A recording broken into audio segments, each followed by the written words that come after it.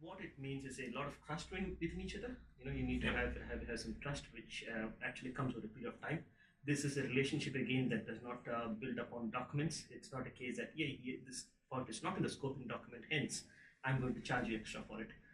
What they expect of us is to understand the business, and if you're able to understand that business, they are expecting us to use our expertise to come up with solutions for them, not just be dependent on them to say, well, you did not mention this as a part of your process, hence it's not included.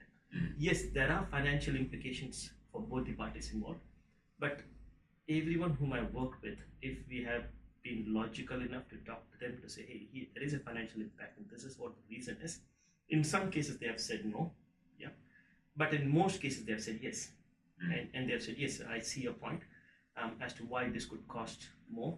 And if we both get into it as an exercise for making money, then I've seen it not work very well, because everybody is interested in invoicing their time spent rather than valuing their time to see has it been useful or not. And that, I think, is a very, very important issue for the customer, because they see our consultants come in and build time.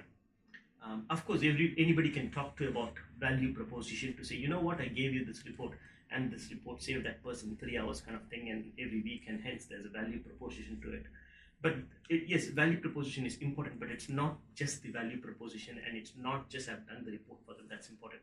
It is how I engage with them from the beginning to the end that matters.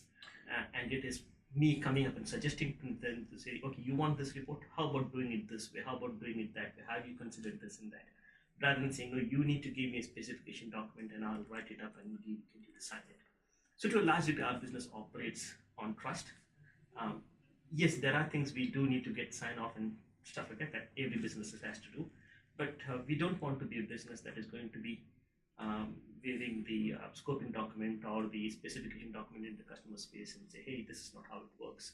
This is not something you have mentioned, and hence the charges are going to